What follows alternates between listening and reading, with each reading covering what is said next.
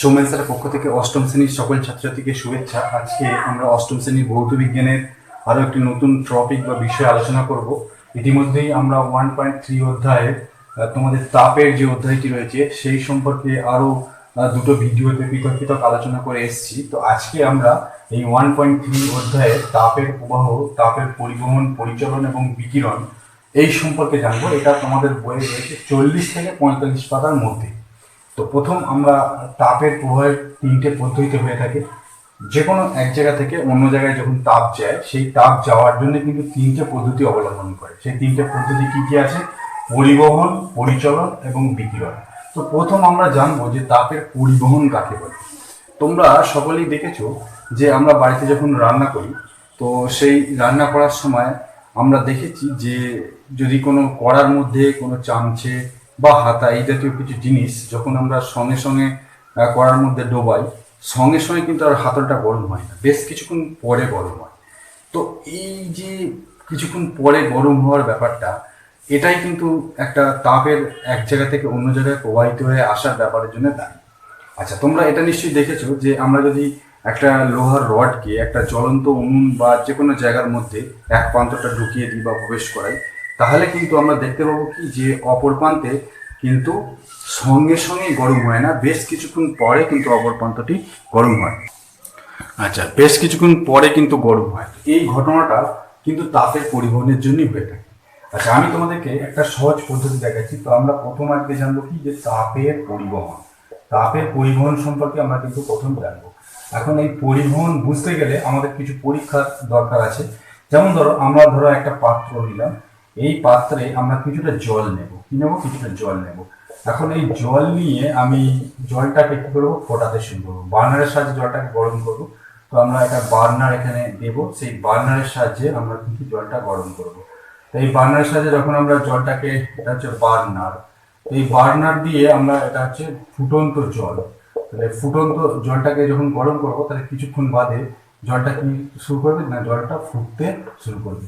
আর এর মধ্যে আমরা যদি যে কোনো একটা চামচ বা হাতা এই ধরনের কিছু জিনিস আমরা যদি এর মধ্যে প্রবেশ করিয়ে এর এই প্রান্তটা আমরা হাত দিয়ে ধরি, ঠিক আছে, হাত দিই বা আঙুল দিই, যে কোনো একটা কিছু দিয়ে আমরা যদি এটাকে স্পর্শ করি, তাহলে আমরা কি দেখবো না, কিছুক্ষণ বাদে আমরা এটা লক্ষ্য করবো যে যখন আমরা এই ফুটন্ত জলের মধ্যে যেই মুহূর্তে আমরা এই চামচেটা প্রবেশ করেছি, সঙ্গে সঙ্গে কিন্তু আমাদের হাতে কিন্তু গরম লাগবে না। ঠিক আছে, এটা হচ্ছে একটা চামচ, ধাতব চামচ। চামচ এটা কিন্তু অবশ্যই ধাতব হবে। ধাতব মানে সেটা স্টিল বা অন্য কিছু মেটালের হবে, প্লাস্টিক নয় কিন্তু। ঠিক আছে, তো এই ধাতব চামচ আমরা এর মধ্যে প্রবেশ করিয়ে দেবো ফুটন্ত জলের মধ্যে। কি দেখবো না, কিছুক্ষণ বাদে কিন্তু আমাদের এখানে হাত বা আঙুল দিকে গরম লাগবে, সঙ্গে সঙ্গে গরম লাগবে না। তাহলে এখান থেকে কি মানে বোঝা যায় আমাদের যে এই প্রান্তটা যখন আমরা গরম জলে প্রবেশ করেছি, প্রথম কিন্তু এই প্রান্তটা গরম হয়। তো গরম হয়ে আস্তে আস্তে এই তাপটা এই চামচের মধ্য দিয়ে কোন দিকে চলে আসে না, অন্য প্রান্তে চলে আসে। তাহলে এই প্রান্ত থেকে তাপ কোন দিকে যায়? তাপের প্রবাহটা কিন্তু ঠান্ডার দিকে যায়। এটা হচ্ছে আমাদের শীতলতম প্রান্ত, এটা হচ্ছে গরম গরম প্রান্ত। এই গরম প্রান্ত থেকে বা উষ্ণ প্রান্ত থেকে শীতল প্রান্ত থেকে যায়। তো এইটা আমাদের কি প্রান্ত? এটা হচ্ছে শীতল প্রান্ত। তাহলে তাপের ক্ষেত্রে এখানে যেটা হয় যে এই গরম প্রান্ত থেকে আস্তে আস্তে কোন দিকে যায়? শীতল প্রান্তের দিকে চলে যায়। তো এই প্রবাহটাই কি বলবো? তাপের পরিবহন বলবো। এখন এই তাপের পরিবহন কিন্তু বহু জায়গায় হয়ে থাকে, বিভিন্নভাবে হয়ে থাকে। তোমরা বিভিন্ন ঘটনার ক্ষেত্রে দেখেছো, মূলত কঠিন পদার্থের মধ্যে দিয়ে তাপের কিন্তু এইরকম প্রবাহ সম্ভব, অর্থাৎ তাপের প্রবাহ কঠিন পদার্থের মধ্যে দিয়ে কিন্তু পরিবহন পদ্ধতিতে সম্ভব। তো এই পরিবহন পদ্ধতিতে তাহলে কি হয়, ঘটনাটা অ্যাকচুয়ালি কি হয় না, প্রথম এই যে ধরো আমরা চামচে, ধাতব চামচের এই প্রান্তে যে কণাগুলো আছে, ফার্স্ট এরা কিন্তু উত্তপ্ত হয়। তো এরা উত্তপ্ত হয়ে সেই তাপটা পরবর্তী কণাকে পাঠিয়ে দেয়। তো এই কণা, পরবর্তী কণা সেই তাপ গ্রহণ করে উত্তপ্ত হয়। নেক্সট পরবর্তী কণা তার পরবর্তী কণাকে তাপটা পাঠিয়ে দেয়। তাহলে দেখা যাচ্ছে যে এখানে কি হয় যে প্রথম ফার্স্ট এই প্রান্তে যে কণা আছে সেগুলো উত্তপ্ত হয়, নেক্সট পরবর্তী কণাকে সে তাপ পাঠিয়ে দেয়, ফের পরবর্তী কণাকে তাপ পাঠিয়ে দেয়। তো এইভাবে আস্তে আস্তে কি হয় না, তাপের প্রবাহটা চলতে থাকে।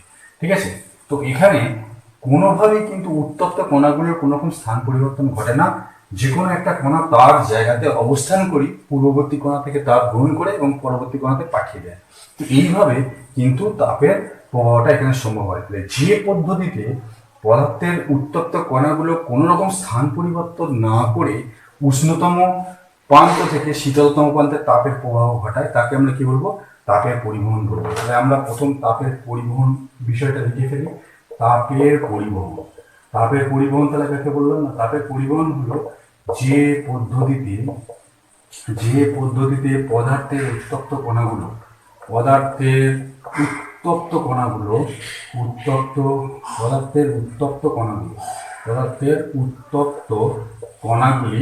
কণাগুলি স্থান পরিবর্তন না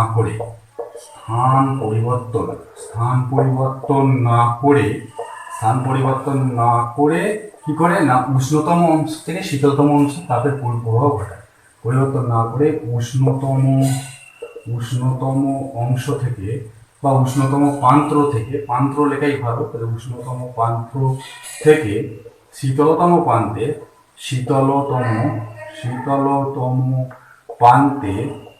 উষ্ণতম প্রান্ত থেকে শীতলতম প্রান্তে তাপের প্রবাহ তাকে কি বলা হয়? তাকে তাপের পরিবহন বলা হয়, বা সেই পদ্ধতিকে তাপের পরিবহন বলে। তাপের পরিবহন বলে। তাহলে তাপের পরিবহন সম্পর্কে তোমরা জানতে পারলে তাপের পরিবহন কাকে বলে না, যে পদ্ধতিতে পদার্থের উত্তপ্ত কণাগুলি স্থান পরিবর্তন না করে, এখানে স্থান পরিবর্তন না করে হবে, এই জায়গাটা আমি করে লিখেছি, এটা হবে স্থান পরিবর্তন না করে। ঠিক আছে, যে পদ্ধতিতে পদার্থের উত্তপ্ত কণাগুলি স্থান পরিবর্তন না করে উষ্ণতম প্রান্ত থেকে শীতলতম প্রান্তে তাপের প্রবাহ ঘটায়, সেই পদ্ধতিকে তাপের পরিবহন বলে। সাধারণত কঠিন পদার্থের মধ্য দিয়ে তাপের পরিবহন হয়। এটা কিন্তু তোমরা মাথায় রাখবে যে কেবলমাত্র কঠিন পদার্থের মধ্য দিয়ে কিন্তু তাপের পরিবহন হয়। সাধারণত কঠিন পদার্থের মধ্য দিয়ে তাপের পরিবহন হয়। এটা আমরা কিন্তু লিখে দিলাম যে পরিবহনটা কিন্তু কেবলমাত্র কঠিন পদার্থের মধ্যে দিয়ে সম্ভব। তাহলে সাধারণত কঠিন পদার্থের মধ্যে দিয়ে তাপের কি হয়? পরিবহন হয়। তাহলে তাপের পরিবহন বিষয়টা তোমরা বুঝতে পারবে।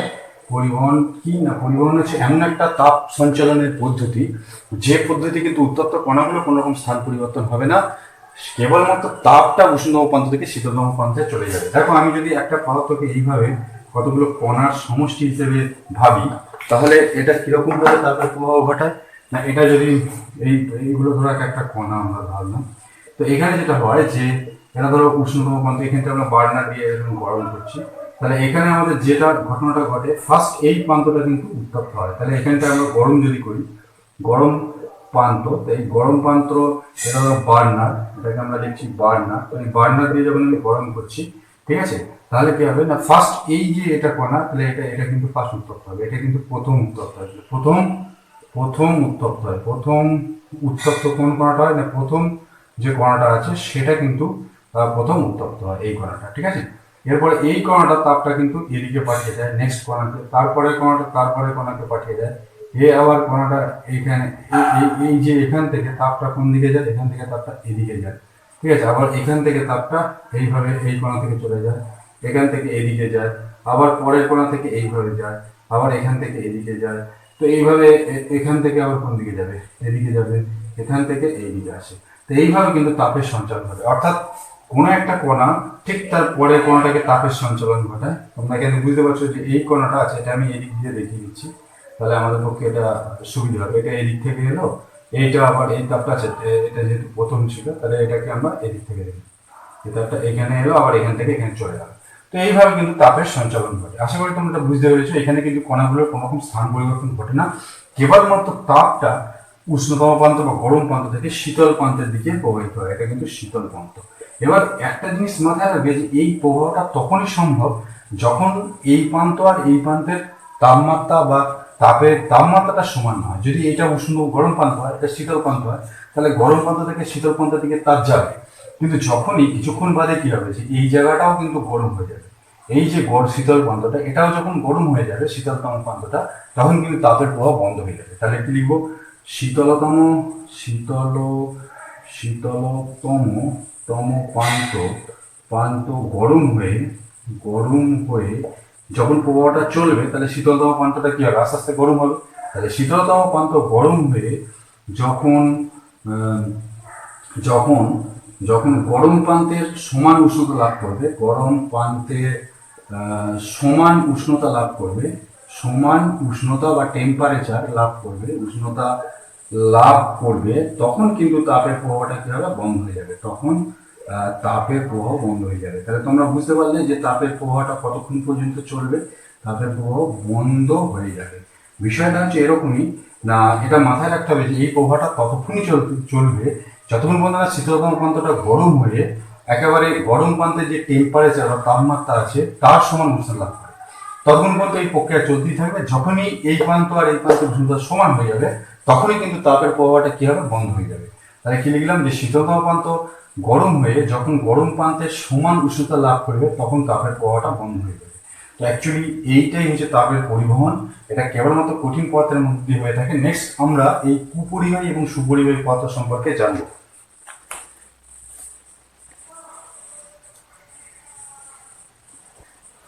আচ্ছা, এরপরে আমরা তাপের সুপরিবাহী এবং তাপের কুপরিবাহী পদার্থ সম্পর্কে জানবো।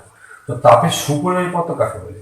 আচ্ছা, আমরা অনেক সময় দেখেছি যে এই যে প্লাস্টিক বা এই যে আমরা বর্তমানে ননস্টিকের যে জিনিসপত্রগুলো ব্যবহার করি, অনেক সময় দেখবে তোমরা প্রেসার কুকার বা বিভিন্ন ধরনের রান্নার বাসন পোয়াতে হাতলে এক ধরনের প্লাস্টিকের কভার দেওয়া থাকে।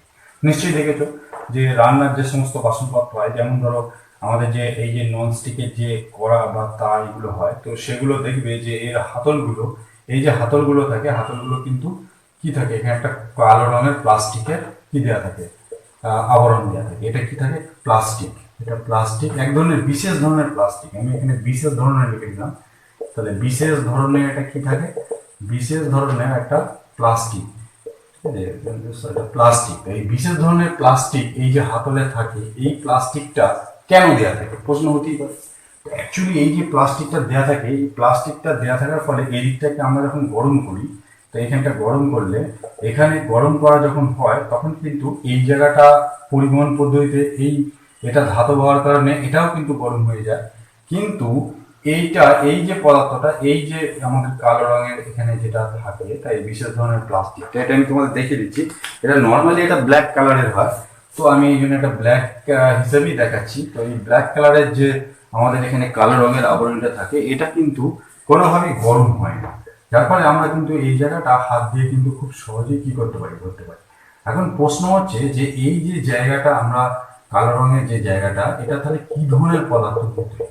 এটা একটা বিশেষ ধরনের পদার্থ দিয়ে তৈরি, একটা বিশেষ ধরনের প্লাস্টিক বলা হয়ে থাকে।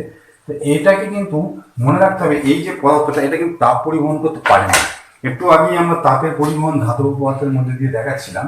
তো তাপ কিন্তু খুব সহজেই এই জায়গা থেকে এখানে অব্দি চলে আসে, কিন্তু এই পদার্থটা তাপের কি কুপরিবাহী পদার্থ। কেন কি, এর মধ্যে দিয়ে তাপ যেতে পারে না, ফলে আমরা কিন্তু খুব সহজেই এই হাতলটা গরম থাকলেও যেহেতু এটার মধ্যে দিয়ে তাপ পরিবহন হয় না, এটাকে আমরা খুব সহজেই ধরতে পারি। তো এই জন্য এই পদার্থটাকে কি বলা হয়, তাপের কুপরিবাহী পদার্থ। তাপের কুপরিবাহী, তাপের কুপরিবাহী পদার্থ বিষয়টা কি বুঝতে পারলে আশা করছি। কুপরিবাহী মানে কি না, যার মধ্যে দিয়ে তাপের পরিবহন সম্ভব হবে। তো এখান থেকে তাপ পরিবাহিত হয়ে এই জায়গায় আসতে পারে না বলি আমরা কিন্তু এই জায়গাটা হাত দিলে আমাদের কিন্তু কোনো গরম লাগে না। এরকম অনেক পদার্থ আছে, যেমন ধরো কাঠ, একটা জ্বলন্ত কাঠ, ধরো আমি একটা পাট কাঠি দিলাম, এটা একটা কি পাট কাঠি। তো এই পাট কাঠিটা আমরা যদি এক প্রান্তটা এরকম জ্বালাই, তাহলে এইটা হচ্ছে পাট কাঠি, ঠিক আছে। তো এই পাট কাঠি যদি আমরা জ্বালাই, তো এই পাট কাঠি জ্বালালে কিন্তু এর এই প্রান্তে হাত দিলে কি হয়, গরম লাগে না। তাহলে এটা এখানে যখন আমি হাত দেবো, আঙুল দিয়ে স্পর্শ করবো, এখানে কিন্তু আমাদের কোনো গরম লাগবে না। তাহলে গরম লাগে না। তা কেন গরম লাগে না, সেখান থেকেও তোমরা বুঝতে পারবে যে এই পাট কাঠিটা কি পদার্থ, এটা হচ্ছে তাপের কুপরিবাহী পদার্থ। তাপের কুপরিবাহী, তাহলে কাঠটা কি হবে, এটা তো এক ধরনের কাঠ, তাহলে কাঠও তাপের কি হবে, কুপরিবাহী পদার্থ। তাহলে কাঠ তাপের কি পদার্থ, তাপের কুপরিবাহী পদার্থ। তাহলে কুপরিবাহী কেন বলা হচ্ছে, কেন কি না, আমরা এই পরীক্ষা যদি করি দেখা যাবে যে এই প্রান্তটা আমরা যতই গরম করি না কেন, এই প্রান্তে কিন্তু হাত দিলে আমাদের কোনো গরম লাগবে না। সেই জন্য আমরা কাঠকে তাপের কুপরিবাহী বলি। এরকম আরো অনেক আছে, প্লাস্টিক আছে, প্লাস্টিকও তাপের কুপরিবাহী পদার্থ। কাঠ, কাগজ, ঠিক আছে, কাগজও তাপের কুপরিবাহী পদার্থ, ঠিক আছে, কাগজ, কাঠ, হ্যাঁ, বহু রকমের আছে। এছাড়া আমাদের চীনামাটির যে চীনামাটিও কিন্তু আমাদের কুপরিবাহী পদার্থ, অর্থাৎ এর মধ্যে দিয়ে সহজে কাঁচও কিন্তু তাপের কুপরিবাহী পদার্থ। কাঁচ, কাগজ, কাঁচ, ঠিক আছে। এছাড়া প্লাস্টিক এইগুলো, এই যে ধরনের পদার্থ, কাগজ, কাঁচ, প্লাস্টিক, কাঠ, এগুলো বেত। বেত তোমরা নিশ্চয়ই দেখেছো চায়ের কেটলিতে আগে জল থাকতো। হ্যাঁ, এগুলো এবোনাইট।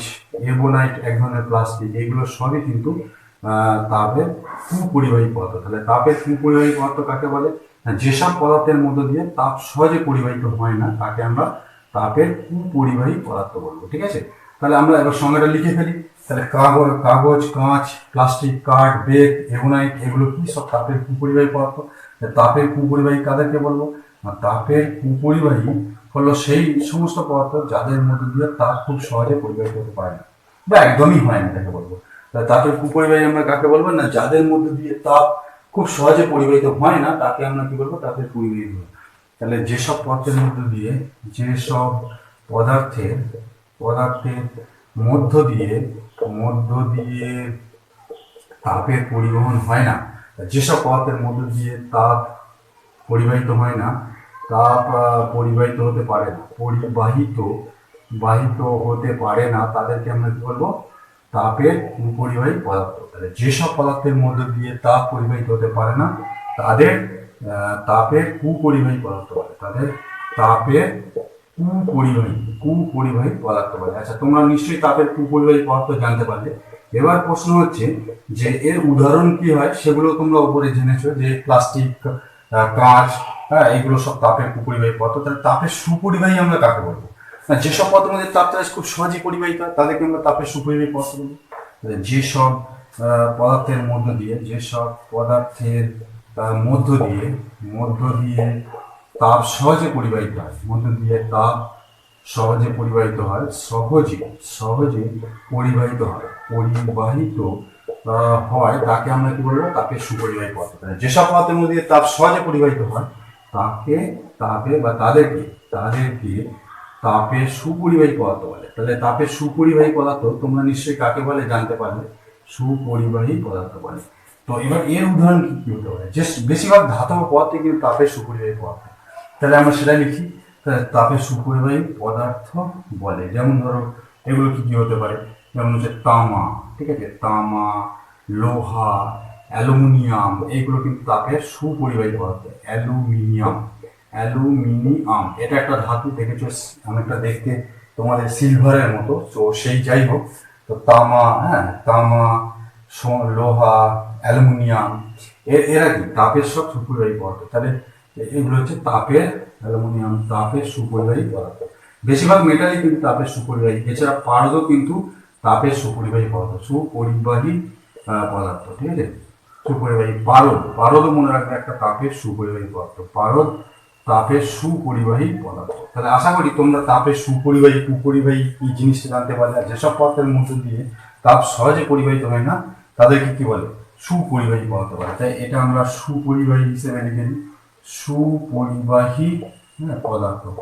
সুপরিবাহী পদার্থ কাকে বলবো? যেসব পদার্থের মধ্য দিয়ে তাপ সহজে পরিবাহিত হয় তাদেরকে আমরা তাপের সুপরিবাহী পদার্থ বলবো। যেমন লোহা, তামা, অ্যালুমিনিয়াম, পারদও কিন্তু তাপের সুপরিবাহী, অর্থাৎ এর মধ্যে দিয়ে খুব সহজেই তাপ পরিবাহিত হতে পারে। নেক্সট আমি পরবর্তী বিষয়ে আসছি। আচ্ছা, এরপর আমি তোমাদের বইয়ে বেশ কিছু সুপরিবাহী এবং কুপরিবাহী সম্পর্কে কিছু এক্সপেরিমেন্ট আছে সেগুলো সম্পর্কে একটু বলবো। ধরো তোমরা একটা পাতলা বইয়ের যে কাগজ বা খাতার যে কাগজ আছে সেটা নিয়ে, এটা কি পাতলা কাগজ। এখন এই পাতলা কাগজ তোমরা কালেকশন করলে এই পাতলা কাগজকে তোমরা যদি ভাঁজ করে এরকম একটা কি বলবো, যে চৌকো শেপের মতো করলে নিচের দিকে যাতে ছিদ্র না থাকে, তো সেটা দেখতে যদি অনেকটা এরকম টাইপের হয়, ঠিক আছে, চৌকো শেপের একটা কাগজ ভাঁজ করে তোমরা তৈরি করলে কিন্তু দেখতে অনেকটা এরকম টাইপের হবে, ঠিক আছে। তো এরকম টাইপের তৈরি হবে। তো এটা হচ্ছে কাগজ, এর মধ্যে তোমরা কিছুটা অল্প জল লাগলে, এখন সেই জলটাকে আমরা যদি নিচে থেকে গরম করি বা আগুনের মধ্যে বার্নারের মধ্যে ধরি, তাহলে কিন্তু দেখবে যে এটা যেহেতু পাতলা কাগজ, এটা কিন্তু একটা বার্নার, ঠিক আছে। তাহলে এর মধ্যে কিন্তু জল রয়েছে, ঠিক আছে, জল কিন্তু ফুটতে শুরু করবে, জল কি করবে? ফুটতে শুরু করবে। এটা পাতলা কাগজ দিয়ে তৈরি, তাহলে পাতলা কি? এটা কাগজ। এখন এই পাতলা কাগজ দিয়ে তৈরি বলে এখানে যখন আমি বার্নার দিচ্ছি, সেই বার্নারের গরমে এই জল কি হবে? জল কিন্তু ফুটতে শুরু করবে। এখন প্রশ্ন হচ্ছে এখানে ফুটতে শুরু করবে, এখানে জলটা যখন আমি গরম করছি, তা সেক্ষেত্রে এই কাগজটা কেন পুড়ে যাচ্ছে না? এখানে আমি আগুনের সাহায্যে বা বার্নারের সাহায্যে যখন জল গরম করছি, তা তখন দেখা যাবে যে এখানে কিন্তু পাতলা কাগজ হওয়ার জন্য কাগজে আগুন ধরছে না, কিন্তু জলটা ফুটতে শুরু করছে। অর্থাৎ কাগজ এখানে কিন্তু কাগজে আগুন ধরবে না, কাগজে আগুন ধরবে না, কাগজে কিন্তু আগুন ধরবে না। তার পরিবর্তে এখানে দেখা যাবে যে আমাদের জলটা ফুটতে শুরু করে দিয়েছে। এই পরীক্ষা থেকে কি আমরা বুঝবো যে এখানে কি বলবো যে কাগজটা তাপের সুপরিবাহী পদার্থ? তা কিন্তু নয়।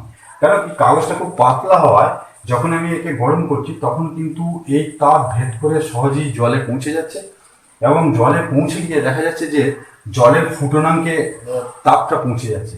কিন্তু কাগজ জ্বালানোর জন্য যে তাপের প্রয়োজন সেই তাপ পৌঁছানোর আগেই জল ফুটতে শুরু করে দিচ্ছে। অর্থাৎ কি হচ্ছে না, এই জলটা এর মধ্যে থাকার জন্যে জলটাই এখানে ফুটতে থাকছে, কাগজকে এখানে আগুন ধরাতে পারছে না। কারণ কাগজে আগুন ধরানোর জন্য 100°C থেকে বেশি তাপমাত্রার প্রয়োজন হয়।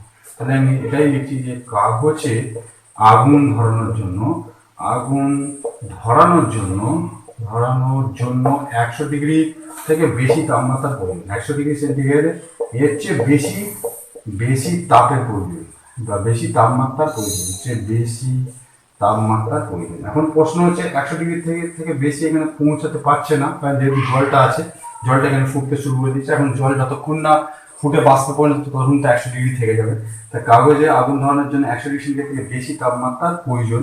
এই কারণেই কিন্তু এখানে কিন্তু কাগজটা ধরবে না, ঠিক আছে। কিন্তু যদি এটা আমরা একটা মোটা কাগজ বা মোটা ঠোঁয়া দিয়ে এক্সপেরিমেন্টটা করি, সেক্ষেত্রে কিন্তু কাগজে আগুন লেগে যাবে। তাহলে মোটা কাগজ বা পিচবোর্ড দিয়ে তৈরি বাক্সে পিচবোর্ডের সাহায্যে পিচবোর্ড তোমরা নিশ্চয়ই চেনো। তাহলে পিচবোর্ডের সাহায্যে পরীক্ষাটি করলে সেক্ষেত্রে কিন্তু আমাদের যে ঘটনাটি ঘটবে যে আমাদের কিন্তু সেক্ষেত্রে আমাদের এই যে তোমরা দেখতে পাচ্ছ এখানে কিন্তু পিচবোর্ডে আগুন লেগে যাবে। সেই জন্যই আমি লিখছি মোটা কাগজ বা পিচবোর্ডের সাথে পরীক্ষাটি করলে সেক্ষেত্রে কিন্তু আমাদের এই পিচবোর্ড মোটা কাগজ বা পিচবোর্ডে আগুন ধরবে। মোটা কাগজ বা পিচবোর্ড তাহলে পিচবোর্ড আগুন ধরবে। পিচবোর্ডে আমাদের কি হবে, আগুন ধরে যাবে। তাহলে এখান থেকে তোমরা কি বুঝতে পারছো যে এই মোটা কাগজ বা পিচবোর্ড এটা কিন্তু অ্যাকচুয়ালি তাপের কুপরিবাহী পদার্থ। তো সেখানে এই তাপ ভেদ করে জলে পৌঁছানোর আগেই কাগজের টেম্পারেচারটা কাগজের যে আগুন ধরানোর জন্য যে তাপমাত্রার প্রয়োজন তাতে পৌঁছে যাবে। ফলে মোটা কাগজ বা পিচবোর্ড দিয়ে এই পরীক্ষাটি করলে সেক্ষেত্রে কিন্তু মোটা কাগজ বা পিচবোর্ড আগুন ধরে যাবে। তাহলে এখান থেকে আমরা এটা বুঝতে পারি যে মোটা কাগজ বা পিচবোর্ড হচ্ছে তাপের কুপরিবাহী পদার্থ। ঠিক আছে, তোমরা নিশ্চয়ই বুঝতে পারছো যে আচ্ছা, জল, বরফ এগুলো সবই কিন্তু তাপের কুপরিবাহী পদার্থ। তাহলে জল, বরফ, বায়ু, জল, বরফ, বায়ু এগুলো সবই কিন্তু তাপের কুপরিবাহী পদার্থ। তাহলে বায়ু সবই তাপের কুপরিবাহী পদার্থ। তো তোমরা এগুলো নিজেরা পরীক্ষা করে দেখতে পারো যে আমি এখানে যে তিনটে পদার্থের কথা লিখলাম, জল, বরফ, বায়ু, এগুলো সবই তাপের কুপরিবাহী পদার্থ। এখন আমরা বুঝবো কি করে যে এগুলো তাপের কুপরিবাহী পদার্থ? দেখো, তোমরা এই পরীক্ষাটা খুবই সহজে করতে পারো যে জল তাপের কুপরিবাহী। জল তাপের কুপরিবাহী আমরা বুঝবো কি করে জল তাপের কুপরিবাহী? খুব সহজেই বোঝা যায় যে জল একটা তাপের কুপরিবাহী পদার্থ। দেখো, আমরা একটা টেস্ট টিউব নেব। এই টেস্ট টিউবে আমরা একটা বরফের টুকরো এর মধ্যে ঢুকিয়ে দেবো। তাহলে এটা হচ্ছে বরফের টুকরো আছে, এটা একটা টেস্ট টিউব, এটা একটা পরীক্ষা নল, ঠিক আছে, এটা একটা পরীক্ষা নল। তাই এই পরীক্ষা নলের মধ্যে আমরা কি করবো, একটা বরফের টুকরো এখানে তার দিয়ে আমরা এখানে ধরে থাকবো। তাহলে এটা হচ্ছে বরফের টুকরো, আমি লিখে দিচ্ছি বরফ টুকরো। এটা এমনভাবেই এটা ধরতে হবে যাতে করে এই বরফের টুকরোটা এর মধ্যে কোনোভাবে স্পর্শ করে না থাকে। এরপরে আমরা এখানটা জল দিয়ে কি করবো, ভর্তি করে দেবো। বরফের টুকরো রাখার পর যথারীতি আমরা এই জায়গাটা জল দিয়ে ভর্তি করে দেবো। এরপর আমরা এর মুখের কাছে বার্নার দিয়ে গরম করবো এবং এখানে জল ফোটাতে শুরু করে দেবো। এখানে আমরা বার্নার দিয়ে কি করবো, আমরা গরম করবো এই জায়গাটাকে, ঠিক আছে। বার্নার দিয়ে যদি আমরা এখানটা গরম করি, তো বার্নারের সাহায্যে যখন আমি এখানটা গরম করবো, এখানে বার্নার দেওয়া হবে, ঠিক আছে। এই বার্নারের সাহায্যে গরম করা হবে, করলাম। তাহলে গরম করলে দেখা যাবে যে এই জায়গাটা খুব বেশি গরম হবে এবং এখান থেকে জল ফুটতে শুরু করবে এবং ধোঁয়ার আকারে, বাষ্প আকারে বের হবে, ঠিক আছে। বাষ্প আকারে এখান থেকে বের হবে, বাষ্প নির্গত হবে। নির্গত হয়। তো এখান থেকে দেখা যাবে যখন আমি এটাকে গরম করব তখন আমাদের এখানটা থেকে গরম হবে, বাষ্প নির্গত হবে, কিন্তু নিচে বরফ গলবে না। নিচে বরফ গলে না, বরফ গলবে না, গলবে না। তা এই নিচে যে বরফ গলছে না, এখান থেকে এটা বুঝতে হবে যে এই যে তাপটা জল দিয়ে কিন্তু এখানে পরিবাহিত হতে পারছে না। তো এখানে আমরা যখন গরম করছি, ওপরের জলটা গরম হয়ে আমাদের কি হচ্ছে না, এখানটায় বাষ্প হয়ে চলে যাচ্ছে, কিন্তু নিচের বরফটা সেভাবে কিন্তু গলবে না। নিচের বরফ সেভাবে গলবে না, মানে অল্প হয়তো গলতে পারে, কিন্তু নিচের বরফ সেভাবে গলবে না, অর্থাৎ কম গলবে। যে পরিমাণ হিট দিলে গলা উচিত ছিল সেই পরিমাণ গলবে না, ঠিক আছে। তা এখান থেকে এই পরীক্ষা থেকে প্রমাণিত হয় কি, যে জল তাপের কুপরিবাহী। জল কিন্তু তাপকে এক জায়গা থেকে অন্য জায়গায় পরিবহন পদ্ধতিতে নিয়ে যেতে পারে না। তাহলে তোমরা শিখে গেলে যে জল তাপের কুপরিবাহী এবং বরফও তাপের কুপরিবাহী। তো এরপরে আমরা বেশ কিছু প্রশ্নে আসবো, যে আমরা বায়ু তাপের কুপরিবাহী পদার্থ কেন আমরা বুঝবো, বায়ু তাপের কুপরিবাহী পদার্থ। আচ্ছা, তোমরা বরফ যে তাপের কুপরিবাহী এটা কি করে বুঝবে? এছাড়া আরো বেশ কিছু ঘটনা আছে যেগুলো দিয়ে আমরা বুঝতে পারবো যে পরিবাহী পদার্থগুলো কিন্তু তাপের পরিবহন ঘটায়। যেমন ধরো, তোমরা এটা দেখেছো যে আমরা সাধারণত বরফ যখন এক জায়গা থেকে অন্য জায়গায়, বরফ কারখানা থেকে যখন বরফটাকে এক জায়গা থেকে অন্য জায়গায় ট্রান্সফার করা হয়, তখন বরফের গায়ে কি করা হয়, কাঠের গুঁড়ো দেওয়া হয়। কেন কাঠের গুঁড়ো দেওয়া হয় তোমরা জানো?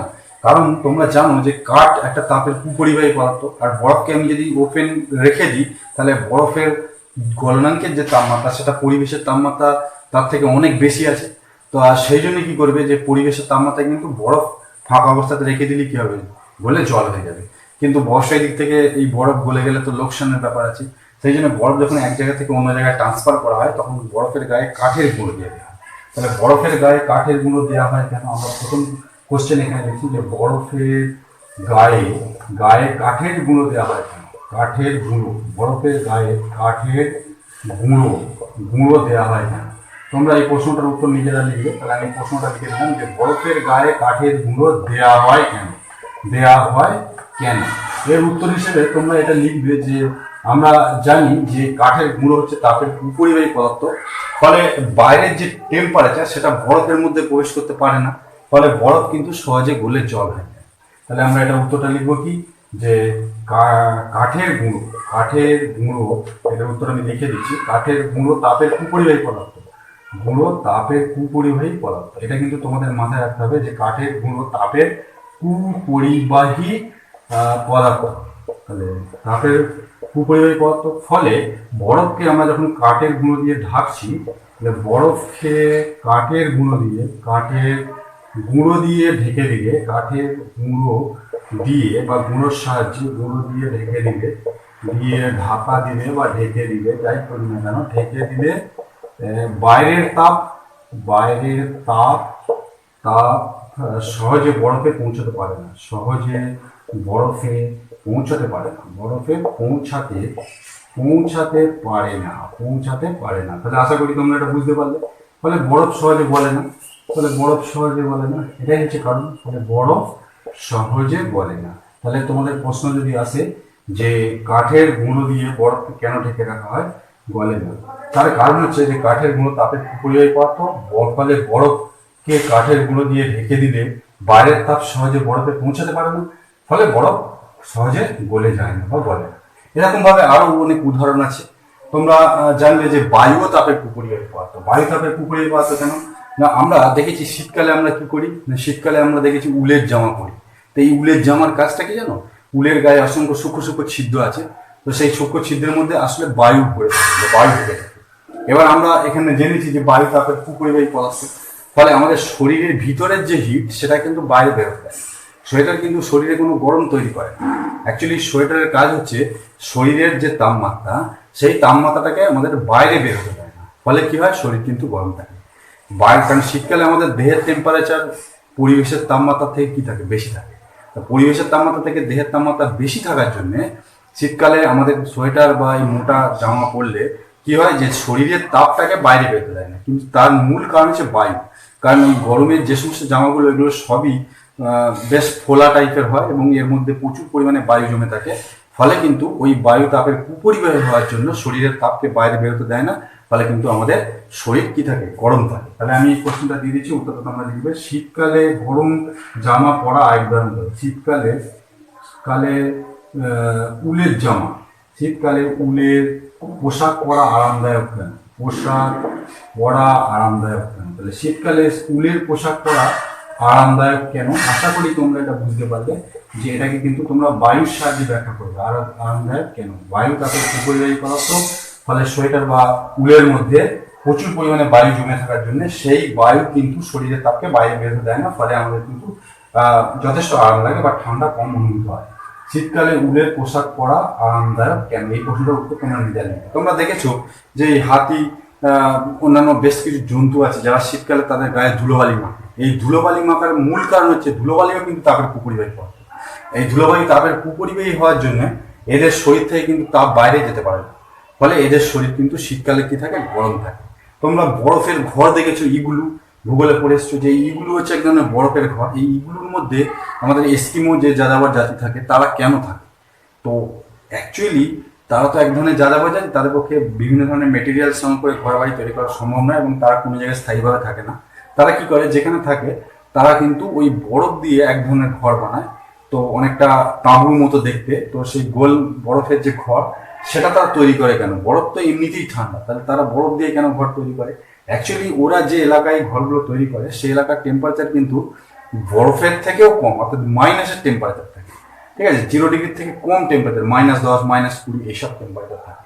এবার তারা বরফ দিয়ে যখন ঘরটা বানিয়ে নেয় তাহলে কি হয়, বরফ তো তাপের কুপরিবাহী পদার্থ, ফলে কি হয় যে ওই ঘরের ভিতরের তাপমাত্রা 0 ডিগ্রি সেন্টিগ্রেডের মধ্যেই থাকে, কিন্তু বাইরে যতই নেগেটিভ হোক না কেন, মানে 0 ডিগ্রি সেন্টিগ্রেডের কম হোক না কেন, সেই তাপ বা সেই নিম্নমানের তাপমাত্রা কিন্তু আর বাইরে আসে না। অ্যাকচুয়ালি ভিতরের তাপ আর বাইরে বেরোতে পারে না। ভিতরে তো 0 ডিগ্রি থাকে আর বাইরে মাইনাসের টেম্পারেচার থাকে, ভিতর থেকে তাপ কিন্তু বাইরের দিকে যেতে পারে না।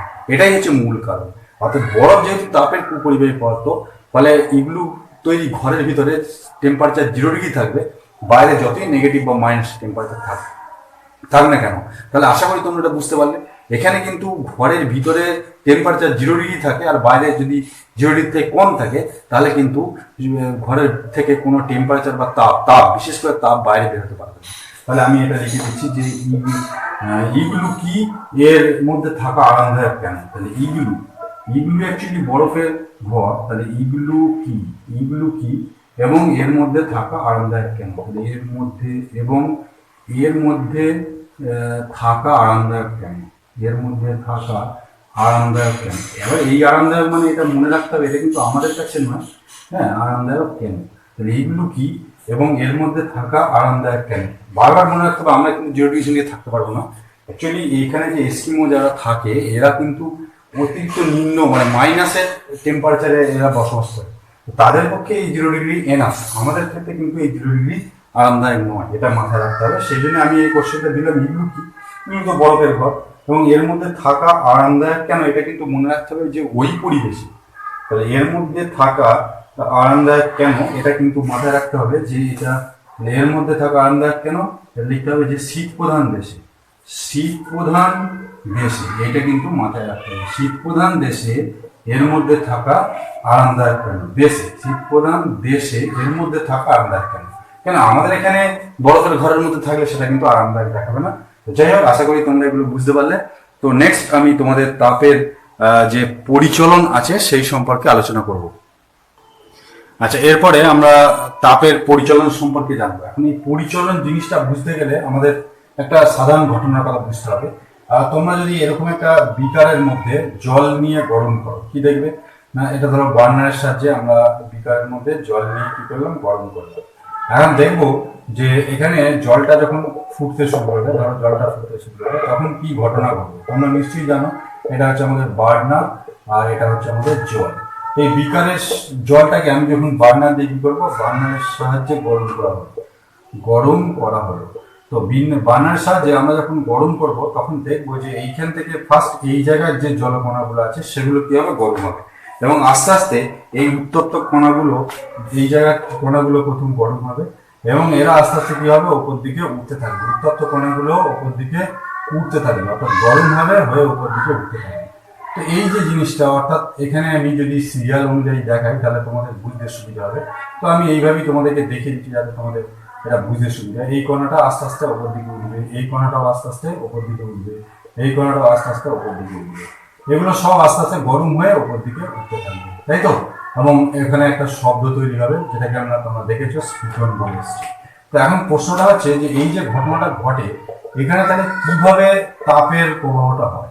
তো তাপের প্রবাহ এই কোণাটা ফার্স্ট এখানে, তারপরে এখান থেকে এখানে, এখান থেকে এখানে, এইভাবে যাচ্ছে। অর্থাৎ তাপের কণাগুলো এই দিক থেকে নিচে থেকে উপর দিকে উঠছে, নিচে থেকে উপর দিকে কণাগুলো উঠতে থাকে। এখন প্রশ্ন হচ্ছে যে এই যে তাপের প্রবাহ এটাকে কি বলবো। অ্যাকচুয়ালি যখন আমরা জলটা গরম করি ফার্স্ট এই জায়গায় যে কণাগুলো আছে সেগুলো গরম হয় এবং সেই কণাগুলো আস্তে আস্তে স্থানচ্যুত হয়ে উপরের দিকে উঠে যায়, মানে শীতলতম অংশে চলে যায়। উত্তপ্ত কণাগুলো কোন দিক থেকে কোন দিকে যায়, এইটা হচ্ছে গরম প্রান্ত বা উষ্ণ প্রান্ত, যাই বলি না কেন, গরম বা উষ্ণ প্রান্ত, আর এটা হচ্ছে শীতল প্রান্ত। তাহলে উষ্ণ প্রান্ত থেকে শীতল প্রান্তের দিকে এখানে কিন্তু আমাদের কণাগুলো স্থান পরিবর্তন করে। আগে পরিবহনে আমরা শিখেছিলাম যে এখানে কিন্তু কণাগুলোর কোনো স্থানচ্যুতি ঘটে না, কিন্তু এখানে দেখো এই কণাটা এই কণা থেকে, মানে এই অ্যাকচুয়ালি এই কণাটাই আস্তে আস্তে উপর দিকে উঠে যায়। তাহলে আমরা এখানে বলবো কি যে পদ্ধতিতে পদার্থের উত্তপ্ত কণাগুলো কি হয় না উষ্ণ প্রান্ত থেকে শীতল প্রান্তে স্থান পরিবর্তন করে বা পৌঁছে গিয়ে তাপের সঞ্চালন ঘটায়, তাকে আমরা কি বলবো, তাপের পরিচলন বলবো। তাহলে আমরা তাপের পরিচলনটাকে বলবো যে পদ্ধতিতে তার পদার্থের উত্তপ্ত কণাগুলি যে পদ্ধতিতে পদার্থের উত্তপ্ত কণাগুলি স্থান পরিবর্তন করে, উত্তপ্ত কণাগুলি কি করে যে উষ্ণতম অংশ থেকে শীতলতম অংশে গমন করে তাপের সঞ্চালন ঘটায়। যে পদ্ধতিতে পদার্থের উত্তপ্ত কণাগুলি উষ্ণতম বা গরম প্রান্ত, যাই বলি না কেন, উষ্ণতম প্রান্ত থেকে শীতলতম প্রান্তে গমন করে ঠিক আছে, শীতলতম প্রান্তে গমন করে, মানে গিয়ে আর কি, গমন করে তাপের সঞ্চালন ঘটায়, তাপের সঞ্চালন বা প্রবাহ, যাই বলি না কেন, তাদের সঞ্চালন ঘটায়, তাকে আমরা কি বলবো, তাকে তাপের পরিচলন বলবো, তাহলে আশা করি তোমরা তাপের পরিচলন কি বুঝতে পারবে। তাপের পরিচলন কাকে বলে? পরিচলন হচ্ছে যে পদ্ধতিতে পদার্থের উত্তপ্ত কণাগুলি উষ্ণতম প্রান্ত থেকে শীতলতম প্রান্তে গমন করে তাপের সঞ্চালন ঘটায়, তাকেই আমরা তাপের পরিচলন করবো। তাহলে এই পদ্ধতি কিন্তু তাপের উত্তপ্ত যে কণাগুলো পদার্থের সেগুলো কিন্তু স্থান পরিবর্তন ঘটে, এটা কিন্তু তোমরা মাথায় রাখবে। এবং মূলত এটা এই যে আমাদের যে পরিচলন, এটা কিন্তু মূলত তরল এবং গ্যাসের মধ্য দিয়ে হয়। তরল ও গ্যাসীয় পদার্থের মধ্য দিয়ে, কোন পদার্থের মধ্য দিয়ে পরিচলন হয়? তরল এবং গ্যাসীয় পদার্থের মধ্য দিয়ে। তরল ও গ্যাসীয় পদার্থের মধ্য দিয়ে আমাদের কিন্তু তাপের পরিচলন পদ্ধতিটা সম্ভব হয়, তাপের পরিচলন ঘটে। তাপের পরিচলন ঘটানোর জন্য দুটো পদার্থ প্রয়োজন হয় বা দুটো পদার্থের মধ্যে দিয়ে ঘটে, সেটা হচ্ছে তরল এবং গ্যাসীয় পদার্থের মধ্যে দিয়ে। এখানে আমরা যেটা জল নিয়েছিলাম এটা কিন্তু তরল পদার্থ ছিল। এছাড়া গ্যাসীয় পদার্থের মধ্যে দিয়েও কিন্তু আমাদের তাপের পরিচলনটা ঘটে থাকে। তো এখন প্রশ্ন হচ্ছে পরিবহনে তাহলে কিন্তু কণাগুলো স্থানচ্যুতি ঘটেনি, কিন্তু পরিবহনে কি হচ্ছে না এখানে কিন্তু এই যে বলা আছে যে উত্তপ্ত কণাগুলি উষ্ণতম প্রান্ত থেকে শীতলতম প্রান্তে গমন করে তাপের সঞ্চালন ঘটায়, এখানে কিন্তু পদার্থের উত্তপ্ত কণাগুলো স্থান পরিবর্তন ঘটছে। আচ্ছা, বায়ুর ক্ষেত্রেও কিন্তু তাপের পরিচলনটা সম্ভব। তাহলে এবার তোমরা দেখেছো ঘরের যে বায়ুর মধ্য দিয়ে তাপের পরিচলন যে হয় সেটা আমরা কিন্তু খুব সহজে বুঝি। বায়ুর মধ্য দিয়ে তাপের পরিচলন বা বায়ুর মধ্য দিয়ে তাপের পরিচলন, ঠিক আছে। এর জন্য তোমাদের বইতে একটা পরীক্ষা রয়েছে কিভাবে এই বায়ুর মধ্য দিয়ে তাপের পরিচলন পদ্ধতিটা সম্ভব হয়, বায়ুর মধ্য দিয়ে তাপের পরিচলন, ঠিক আছে। তো এর জন্য তোমরা একটা পরীক্ষা করতে পারো। তো তোমরা একটা মোমবাতি নেবে, তো এই জ্বলন্ত একটা মোমবাতি নেবে। তো সেই মোমবাতিটা যখন আমি জ্বালিয়ে দেবো, দিয়ে এখানে আমি একটা চিমনি, তোমরা দেখেছো চিমনি কাঁচ, দেখতে কাঁচের মতো হয়ে থাকে, কাঁচ দিয়ে তৈরি হয়, এরকম একটা চিমনি আমি এখানে বসিয়ে দেবো। তো এই চিমনির মুখটা অনেকটা লম্বা টাইপের হয়ে থাকে, তো এইরকম একটা চিমনি আমি এখানে বসিয়ে দেবো এবং এই চিমনির মধ্যে আমি কিন্তু একটা মোমবাতি লাগিয়ে দেবো। তো আমি আগে চিমনিটা এগিয়ে দিচ্ছি, তারপরে আমরা এখানে কিন্তু একটা মোমবাতি বসিয়ে দেবো এবং এই মোমবাতির শিখাটা তোমরা নিশ্চয়ই জানো যে এটা চিমনির মধ্যে কিছুক্ষণ জ্বলবে। তো এখানটা আমি একটু ভেসলিন কি জেলি দিয়ে এখানটা বন্ধ করে দেবো, বায়ু নিরুদ্ধ করে দেবো। কি করে দেবো? বায়ু নিরুদ্ধ। কারণ কি এখান দিয়ে বায়ু প্রবেশ করলে কিন্তু আমাদের এই পরীক্ষা হবে না, সেই জন্য আমি এই জায়গাটা কি করে দেবো? বায়ু নিরুদ্ধ করে দেবো, মানে এখান দিয়ে যাতে এয়ার ঢুকতে না পারে সেই ব্যবস্থা আমি এটা করছি। এরপরে আমরা কি দেখবো যে কিছুক্ষণ পরে এটা কিন্তু নিভে যাবে। এটা যে প্রথমে কি জ্বলবে, কিছুক্ষণ বাদে কি হবে, কিছুক্ষণ পরে এখানে মোমবাতি নিভে যাবে। সেটা লিখছি যে কিছুক্ষণ বাদে, কিছুক্ষণ পরে মোমবাতি নিভে যাবে, কিছুক্ষণ পরে মোমবাতিটা নিভে যাবে। তো এখন এই মোমবাতিটা নিভে গেল কেন? পরে মোমবাতি নিভে যায়। তো নিভে যাওয়ার কারণ হচ্ছে, নিভে যায় তা এর কারণ এখানে যতটুকু অক্সিজেন এর মধ্যে রয়েছে সেই অক্সিজেনটা এ কি করবে, মোমবাতিটা ইউজ করে এটা জ্বলতে থাকবে। এবং এর মধ্যে অক্সিজেন তোমরা জানো যে ঠান্ডা হয়, তো সেই ঠান্ডা বায়ু এ গ্রহণ করবে, করে এখানে তার বিনিময়ে কার্বন ডাইঅক্সাইড পরিত্যাগ করবে, সেটা হচ্ছে গরম বায়ু। তো সেই গরম বায়ু এই মুখটা দিয়ে কি হবে, বেরিয়ে যাবে। গরম বায়ু এখান দিয়ে কি হবে, গরম বায়ু নির্গত হবে, গরম বায়ু নির্গত হবে। এই গরম বায়ু নির্গত হবে এবং এর মধ্যে থেকে অক্সিজেন কি করবে, ব্যবহার করবে। ফলে যতক্ষণ অক্সিজেন থাকবে ততক্ষণ কিন্তু এ জ্বলবে, বাইরে থেকে আর অক্সিজেন এন্ট্রি বা প্রবেশ বন্ধ হয়ে গেলে এ কিন্তু নিভে যাবে। ঠিক আছে, এইবার দেখো এই ব্যবস্থাটাকে আমরা কিন্তু সচল রাখতে পারি। কিভাবে সচল রাখতে পারি? এই পরীক্ষাটাই যখন আমি এরকম ভাবে করবো, দেখো এই যে চিমনিটা আমার ছিল, এই চিমনির আমরা এখানে কাঁচটা এরকম ভাবে রেখে এই চিমনির মধ্যে আমরা মোমবাতিটা ঠিক আগের মতোই বসিয়ে নেবো। বসিয়ে নিয়ে এখানটাকে কিন্তু বায়ু নির্গত করে দেবো এবং এখানে আমরা মোমবাতিটা আগের মতনই এখানে বসিয়ে জেলে দেবো। এরপরে আমি যদি এইখানে একটা টি আকৃতির কাগজ, এরকম না, একটা টি আকৃতির কাগজ এখানে প্রবেশ করিয়ে দেবো, টি আকৃতির কাগজ, ঠিক আছে। তো এটা দিয়ে সেপারেট করে দেবো। সেপারেট করে দিলে দেখা যাবে কিন্তু এখানে কিন্তু মোমবাতি জ্বলবে। এখানে কি হবে না, মোমবাতি জ্বলবে। তাহলে কি লিখবো যে এখানে কিন্তু মোমবাতি কোনোভাবে নিভে যাবে না, অর্থাৎ মোমবাতি জ্বলতে থাকবে, মোমবাতি জ্বলতে থাকবে। এখানে কিন্তু মোমবাতি জ্বলতে থাকবে, অর্থাৎ মোমবাতি কোনোভাবে নিভে যাবে না। আচ্ছা, এখানে মোমবাতি জ্বলতে থাকবে, এর কারণ হচ্ছে যে এখানে আমি যখন এই ব্যবস্থাটা করে দিয়েছি, তার ফলে এখানে একটা পার্ট বা একটা অংশ দিয়ে কি হবে, গরম বায়ু বাইরে যাবে। তাহলে গরম বায়ু বাইরে নির্গত হবে, বাইরে যায়, তাহলে গরম বায়ু কি হবে, বাইরে যাবে। ঠিক আছে, বাইরে যাবে, আর এই আরেকটা অংশ দিয়ে শীতল বায়ু প্রবেশ করবে। তাহলে এখানে এটা হচ্ছে ভিতর দিকে আসবে, এটা বাইরের দিকে যাবে। তাহলে গরম বায়ু বাইরে বেরিয়ে যাবে, আর এই অংশটা দিয়ে কি হবে, শীতল বায়ু ঢুকবে। তাহলে শীতল বায়ু প্রবেশ করবে। তাহলে শীতল বায়ু এখান দিয়ে কি করবে, প্রবেশ করবে। আশা করি তোমরা এটা বুঝতে পারছো যে এখানে তো আগের এই ক্ষেত্রে কি হচ্ছিল যে গরম বায়ু শুধুমাত্র বের হতে পারছিল, ভেতরে যতটুকু শীতল বায়ু আছে ততটুকু ব্যবহার করার পর কিন্তু এই মোমবাতিটা নিভে যাচ্ছিল। কিন্তু এখানে সেটা হবে না, ভিতরে যেটা আছে সেটা তো ইউজ করবেই, ব্যবহার করবেই এই মোমবাতিটা জ্বলবার জন্য। তারপর যখন এই ভিতরের বায়ু শেষ হয়ে যাবে তখন কিন্তু বাইরে থেকে এই পার্ট দিয়ে কিভাবে শীতল বায়ু ঢুকতে পারবে, অর্থাৎ অক্সিজেন ঢুকবে এবং সেটা পুনরায় এই মোমবাতিটা জ্বলবার বা জ্বালানোর কাজে ব্যবহার হবে। হয়ে এখান থেকে যে কার্বন ডাইঅক্সাইড তৈরি হবে, সেই কার্বন ডাইঅক্সাইড কিন্তু এই পার্ট দিয়ে আবার বাইরে বেরিয়ে যাবে। অর্থাৎ এখানে বাইরে থেকে শীতল বায়ু ঢুকবে, সেটা এখানে ব্যবহার হবে, ব্যবহার হয়ে এই পাশ দিয়ে বেরিয়ে চলে যাবে। তো এই যে প্রসেস বা এই ঘটনা, এটাকে বলা হয় পরিচালন শোধ বলা হয়। পরিচালন শোধ বিষয়টা অ্যাকচুয়ালি কি না, পরিচালন শোধ হচ্ছে কোনো জায়গার বায়ু গরম হয়ে যখন হালকা হয় সেটা ওই স্থান পরিত্যাগ করে বা উপরে চলে যায়, আবার সেই জায়গায় কি হয়, ঠান্ডা ও ভারী শীতল বায়ু প্রবেশ করে। তো এইভাবে বায়ু চলাচলের প্রবাহটা বা প্রক্রিয়াটা বজায় থাকে। তো এই ঘটনাটা কি বলে, পরিচালন শোধ বলা হয়। তো এই পরিচালন শোধের কারণেই কিন্তু এখানে এই মোমবাতিটা জ্বলতে থাকবে এই অবস্থায়। তাহলে এরপরে আমরা যে বিষয়টা জানবো সেটা হচ্ছে পরিচালন শোধ কাকে বলে, পরিচালন শোধ সম্পর্কে জানবো। ঠিক আছে,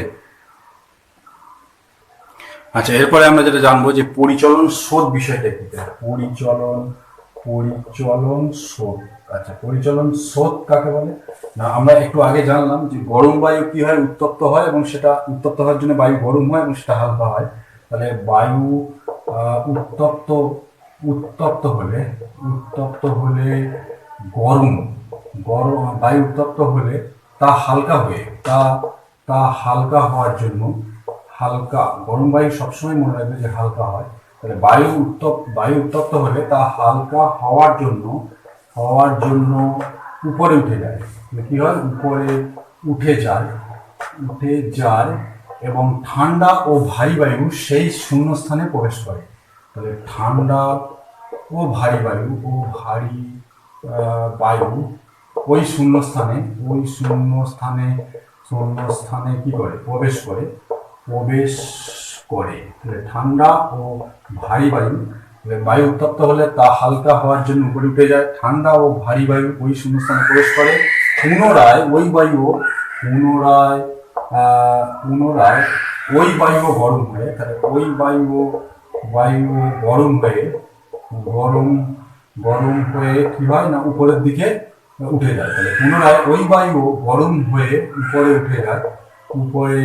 উঠে যায়, ঠিক আছে। এবং পুনরায় ওই বায়ু গরম হয়ে উপরে উঠে যায় এবং আগের মতোই বা পুনরায় ঠান্ডা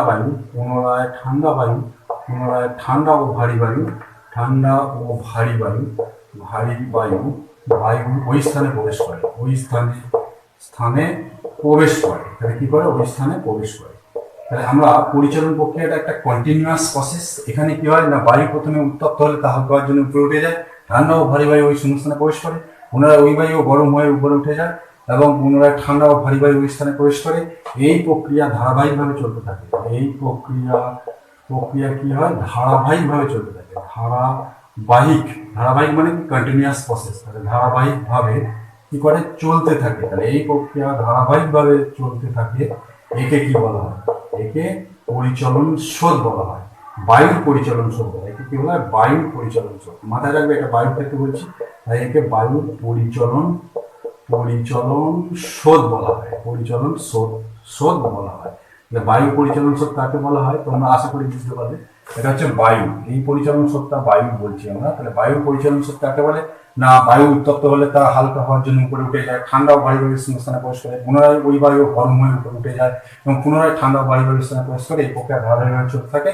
একে বায়ু পরিচালন স্রোত বলা হয়। এখন প্রশ্ন হচ্ছে, এই বায়ু পরিচালন স্রোতের উদাহরণ কি হতে পারে? তাহলে বায়ুর পরিচালন স্রোতের উদাহরণ, স্রোতের উদাহরণ হচ্ছে ঘরের বায়ু চলাচল ব্যবস্থা। স্রোতের উদাহরণ কি? উদাহরণ হচ্ছে ঘরের বায়ু চলাচল ব্যবস্থা। আমাদের যে ঘর থাকে সেই ঘরের বায়ু চলাচল ব্যবস্থা কিন্তু এই পরিচালন স্রোতের কে কাজে লাগিয়ে করা হয়ে থাকে। তাহলে বায়ু পরিচালন স্রোতের উদাহরণ ঘরের বায়ু চলাচল ব্যবস্থা। তোমরা যদি একটা ঘরের স্ট্রাকচার লক্ষ্য করো, দেখবে ঘরের মধ্যে জানলা থাকে আর উপরে ভেন্টিলেটর বা যাকে আমরা গুলগুলি বলে থাকি, এগুলো থাকে। তো আমাদের এই ঘরের মধ্যে আমরা যখন প্রবেশ করি তখন আমরা ঘরে যে এয়ার বা বাতাস আছে সেখান থেকে আমরা অক্সিজেন অর্থাৎ ঠান্ডা ভারী বায়ু গ্রহণ করি এবং আমরা কি করি, তার বিনিময়ে কার্বন ডাইঅক্সাইড ছেড়ে দিই, যা অপেক্ষাকৃত গরম হয়। তো এই গরম হওয়ার জন্য কার্বন ডাইঅক্সাইড যুক্ত বায়ুটা ঘরের হালকা হওয়ার জন্য উপরের দিকে চলে যায় এবং তা কিন্তু ভেন্টিলেটর দিয়ে বেরিয়ে যায় এবং এর ফলে ঘরের বায়ুতে একটা শূন্যতা তৈরি হয়। তখন ঠান্ডা ও ভারী বায়ু জানলা দিয়ে কি করে ঘরের মধ্যে প্রবেশ করে। ওই জন্য ঘরের স্ট্রাকচারে কিন্তু দুরকম জিনিসই রাখতে হয়, জানলা এবং ভেন্টিলেটর দুটি রাখতে হয়। কারণ জানলা দিয়ে ঠান্ডা ও ভারী বায়ু বাইরে থেকে প্রবেশ করে এবং সেটা ঘরের মধ্যে ব্যবহার হয়ে গরম এবং হালকা হয়ে সেটা কিন্তু আবার ভেন্টিলেটর দিয়ে বেরিয়ে যায়। তো এই দুই প্রক্রিয়ায় কিন্তু ঘরের মধ্যে একদিক থেকে যেমন বাইরে থেকে ঠান্ডা বায়ু ঢোকে, অন্যদিক থেকে কিন্তু সেই বায়ু ব্যবহারের পর গরম হয়ে কিন্তু ভেন্টিলেটর দিয়ে বেরিয়ে যায়। তো এটা কিন্তু তোমরা মাথায় রাখবে যে ওই ঘরের পরিচালন, বায়ুর যে পরিচালন স্রোত, এর কিন্তু উদাহরণ হচ্ছে ঘরের বায়ু চলাচল ব্যবস্থা। আশা করি তোমরা এটা বুঝতে পারলে।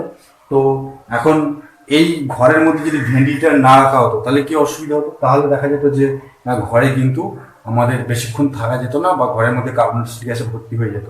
এর ফলে কিন্তু ওই ঘরে বেশিক্ষণ থাকা উচিত নয়। তোমাদের বলা হয় যে জানলা দরজা সমস্ত কিছু বন্ধ করে ঘরে শুতে বারণ করা হয়। তার মূলত কারণ একটাই, যে আমরা ঘরের মধ্যে অক্সিজেনটা ব্যবহার করবো, বাইরে থেকে কিন্তু ঠান্ডা বায়ু ঢুকতে পারবে না।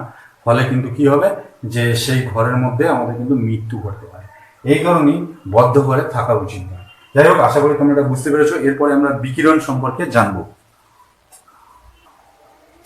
আচ্ছা, তো এরপরে আমরা যে বিষয়টা সম্পর্কে জানবো, তাপের পরিচালনে আরেকটি নতুন পদ্ধতি সম্পর্কে জানবো, সেটা হচ্ছে বিকিরণ। এই বিকিরণ কাকে বলে? তোমরা বিকিরণ কাকে বলে জানার আগে বিকিরণের উদাহরণ সম্পর্কে বোঝার চেষ্টা করো। তোমরা জানো যে সূর্য আমাদের থেকে কিন্তু অনেক উপরে রয়েছে। এটা যদি সূর্য হয়, তো এই সূর্য থেকে আমাদের কাছে কি আসে? তাপ আসে। ভূপৃষ্ঠে পৃথিবী পৃষ্ঠ যেটা, এটা হচ্ছে পৃথিবী পৃষ্ঠ। এই সূর্য থেকে পৃথিবী পৃষ্ঠে কিভাবে তাপ আসে জানো? পৃথিবী পৃষ্ঠ, এই সূর্য থেকে পৃথিবী পৃষ্ঠের তাপ যে আসে, তোমরা মনে রাখবে যে এখানে বেশ কিছু জায়গা আছে যেগুলো কি শূন্যস্থান। শূন্যস্থান মানে কি? এখানে কিন্তু কোনো মাধ্যম বা মিডিয়াম বা কোনো বায়ু বা এয়ার কিছুই নেই। অ্যাকচুয়ালি সূর্য আর পৃথিবীর মধ্যে বেশ কিছু জায়গা আছে যেখানে কিন্তু শূন্যস্থান আছে। এই শূন্যস্থানের মধ্যে দিয়ে তো আলো চলে আসে, আমরা সবাই জানি, কারণ সূর্য থেকে আমরা আলো পেয়ে থাকি। তাছাড়া আরেকটা জিনিস আমরা সূর্য থেকে পেয়ে থাকি, সেটা হচ্ছে তাপ। তাই সূর্য থেকে এই শূন্য স্থানের মধ্যে দিয়ে তাপটা কিভাবে আসে? সূর্য থেকে শূন্য স্থানের মধ্যে দিয়ে তাপটা কিভাবে আসে না, এখানে সূর্য থেকে যে শূন্য স্থানের মধ্য দিয়ে তাপটা আসার জন্য একটা বিশেষ পদ্ধতির মধ্য দিয়ে এটা আসে। সেখান থেকে তাপ আসে, এখান থেকে তাপটা কোথায় চলে আসে? ভূপৃষ্ঠে চলে আসে। তো এই ভূপৃষ্ঠে যে তাপটা এলো, সেই তাপটা কিন্তু বিকিরণ পদ্ধতির মাধ্যমে আসে। কি পদ্ধতির মাধ্যমে আসে? বিকিরণ পদ্ধতি।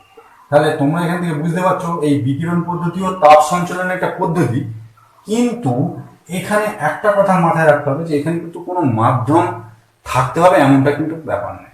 মাধ্যম থাকতেও পারে, নাও পারে। যেমন ধরো সূর্য থেকে পৃথিবীর যে তাপ আসে, সেই তাপের কিছুটা অংশ হয়তো মাধ্যম বিহীন আছে। আবার এই জায়গায় কি আছে? এই জায়গায় কিন্তু বায়ু রয়েছে, মানে একেবারে ভূপৃষ্ঠের কাছাকাছি যে লেয়ার, সেখানে কিন্তু বায়ু রয়েছে। তোমরা সবাই জানো সূর্য থেকে যে হিটটা আসে সেটা কিন্তু প্রথমে বায়ুকে গরম করে না, বায়ুকে গরম করে না। যদি বায়ুকে গরম করতো তাহলে আমরা কিন্তু ভবিষ্যৎ থেকে যত উপরের দিকে উঠবো তাহলে কি হতো? তাহলে তাপ বাড়তো, কিন্তু তা হয় না। তোমরা জানো যে ভবিষ্যৎ থেকে উপরের দিকে এভারেস্টের চূড়া আছে, সেখানে কিন্তু ভূপৃষ্ঠের থেকে কম তাপমাত্রা, অর্থাৎ এভারেস্টের চূড়ায় কি হয়েছে? বরফ হয়েছে। তাহলে এটা মাথায় রাখতে হবে যে সূর্য থেকে যে তাপটা আসছে সেটা কিন্তু বায়ুকে কোনোভাবে কি হয়? গরম করে না। তাহলে এই তাপ, এই যে তাপ, এটা হচ্ছে সূর্য থেকে আগত তাপ। তাহলে আমরা সেটাই লিখছি যে সূর্য থেকে আগত আগত তাপ, সূর্য থেকে আগত তাপ বায়ুকে সরাসরি কি করে?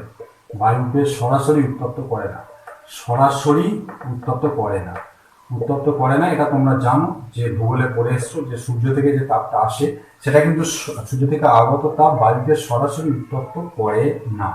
কি হয় না, এই তাপ ভূপৃষ্ঠ থেকে প্রতিফলিত হয়ে ওপর দিকে ওঠে। এই যে প্রতিফলিত যে তাপ, প্রতিফলিত তাপ এইটাই কিন্তু বায়ুকে কি করে? উত্তপ্ত করে। তাহলে প্রতিফলিত তাপ বায়ুকে উত্তপ্ত করে। তাহলে ভূপৃষ্ঠ থেকে প্রতিফলিত তাপ, ভূপৃষ্ঠ ভূপৃষ্ঠ থেকে প্রতিফলিত তাপ বায়ুকে উত্তপ্ত করে। প্রতিফলিত ফলিত তাপ বায়ুকে উত্তপ্ত করে। এই দুটো বিষয় তোমরা ভূগোলে পড়েছ। তাহলে সূর্য থেকে যে তাপ আসে সেটা কিন্তু সরাসরি বায়ুকে উত্তপ্ত করে না, ভূপৃষ্ঠ থেকে এই তাপটা প্রতিফলিত হয়ে যত উপর দিকে ওঠে সেটা কিন্তু বায়ুকে কি করে? উত্তপ্ত করে। তাহলে ভূপৃষ্ঠ থেকে প্রতিফলিত তাপ বায়ুকে কি করে? উত্তপ্ত করে। তাহলে আশা করি তোমরা এটা বুঝতে পারবে। তাহলে এইবার যে প্রশ্নটা আসছে যে এখান থেকে তাহলে তাপটা যে আমাদের পৃথিবী পৃষ্ঠে আসছে কিভাবে আসছে, সেটাই হচ্ছে বিকিরণ পদ্ধতি। অর্থাৎ এই পদ্ধতিতে তাপটা মাধ্যম ছাড়াই এক জায়গা থেকে অন্য জায়গায় যেতে পারে, বা মাধ্যম যদি থাকে তাকে কিন্তু উত্তপ্ত করে না। তাহলে যে পদ্ধতিতে তাপ মাধ্যম ছাড়াই এক জায়গা থেকে অন্য জায়গায় যেতে পারে, বা মাধ্যম ছাড়া মাধ্যম থাকলে তাকে উত্তপ্ত না করেই উষ্ণতম অংশ থেকে শীতলতম অংশে যেতে পারে। তাহলে আমরা সেটাই লিখছি। তাহলে বিকিরণের সংজ্ঞা এবার আমরা লিখছি। বিকিরণ, বিকিরণ কাকে বলে? বিকিরণ যে পদ্ধতিতে যে পদ্ধতিতে যে পদ্ধতিতে তাপ যে পদ্ধতিতে তাপ মাধ্যম ছাড়াই বা মাধ্যম থাকলে তাকে উত্তপ্ত না করে যেমন ধরো এখানে বায়ুকে উত্তপ্ত না করে, মাধ্যম ছাড়াই বা মাধ্যম থাকলে তাকে উত্তপ্ত না করে কি হয়? উষ্ণতম প্রান্ত থেকে বা উষ্ণতম স্থান থেকে, উষ্ণতম প্রান্ত থেকে শীতলতম প্রান্তে প্রবাহিত হয়। উষ্ণতম প্রান্ত থেকে শীতলতম প্রান্তে প্রবাহিত হয়, শীতলতম প্রান্তে প্রবাহিত হয়। আশা করি তোমরা বুঝতে পারলে। তাহলে একে আমরা কি বলবো? তাপের আমরা কি বলবো? বিকিরণ বলবো। যে পদ্ধতিতে তাপ মাধ্যম ছাড়াই বা মাধ্যম থাকলে তাকে উত্তপ্ত না করে উষ্ণতম প্রান্ত থেকে শীতলতম প্রান্তে প্রবাহিত হয়, তাকে আমরা কি বলবো? তাপের বিকিরণ বলে। তাকে বিকিরণ বলে। আশা করি তোমরা বিকিরণ সম্পর্কে বুঝতে পারলে। এই বিকিরণ পদ্ধতি কিন্তু শুধুমাত্র সূর্য থেকে যে তাপ আসে তা নয়। তোমরা দেখেছো যে গরম উনুনের পাশে বসে থাকলে আমাদের কিন্তু গরম লাগে। শীতকালে অনেকে আগুন জেলে তার কিছুটা পাশাপাশি বসে থাকে। এর কারণ হচ্ছে যে ওই আগুন থেকে যে হিটটা উৎপন্ন হয় সেটা বিকিরণ পদ্ধতিতে বায়ুতে পৌঁছে যায়, পাশাপাশি জায়গায় পৌঁছে যায়, আর শরীরে বিকিরণ পদ্ধতিতে চলে আসে। তো এই হচ্ছে বিকিরণ পদ্ধতি। বিকিরণ পদ্ধতি তাহলে কি জানলাম না, এই পদ্ধতিতে তাপ মাধ্যম ছাড়াই বা মাধ্যম থাকলে তাকে উত্তপ্ত না করে উষ্ণতম প্রান্ত থেকে শীতলতম প্রান্তে কি হয়, উষ্ণতম প্রান্ত থেকে শীতলতম প্রান্তে প্রবাহিত হয়, তাকে আমরা বিকিরণ বলবো। যেমন সূর্য থেকে তাপ আসার পদ্ধতি একটা বিকিরণের উদাহরণ।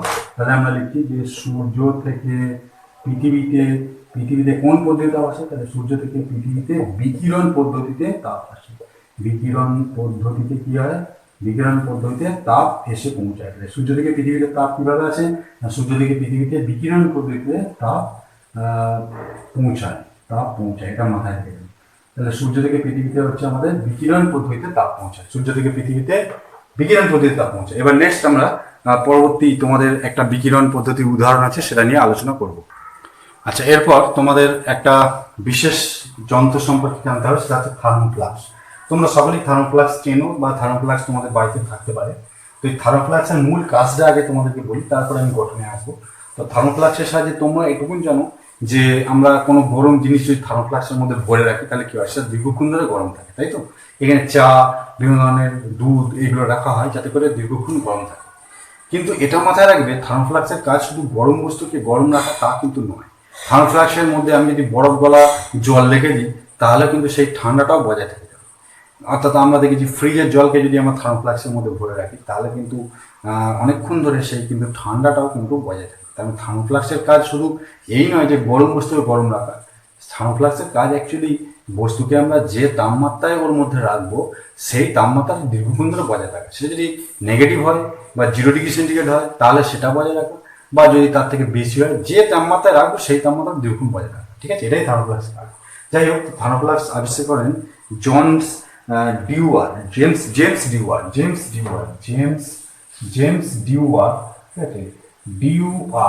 ডিউয়ার বলে একজন বিজ্ঞানী, হ্যাঁ, এই থার্মোফ্লাক্স আবিষ্কার করেন। তোমরা এটা মাথায় রেখে দেবে। তাহলে থার্মোফ্লাক্স আবিষ্কারকে আমাদের হচ্ছে একজন বিজ্ঞানী, যার নাম হচ্ছে জেমস ডিউয়ার, থার্মোফ্লাক্স আবিষ্কার করেন।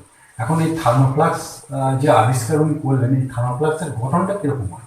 তোমরা থার্মোফ্লাক্স তো বাইরে থেকে একটা পাত্রের মতো দেখতে পাও, কিন্তু ভেতরের মধ্যে কি কি থাকে, তো আমি সেটাই এবার দেখাবো যে একটা থার্মোফ্লাক্স কিভাবে কি হয়। থার্মোফ্লাক্স বর্তমানে প্লাস্টিকের হয়, কিন্তু একটা ধাতব পাত্র, এর মধ্যে কিন্তু একটা 2 দেয়াল বিশিষ্ট কাঁচের পাত্র থাকে।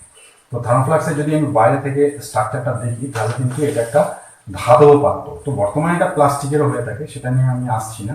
তো বর্তমানে সবই প্লাস্টিকের, তো সেই কারণে আমি প্লাস্টিকের ব্যাপারটা আসছি না। কিন্তু তোমরা যদি খুব দামি থার্মোফ্লাক্স কেনো, সেটা প্লাস্টিকের হয় না, সেটা একটা মেটালিক হয়ে থাকে।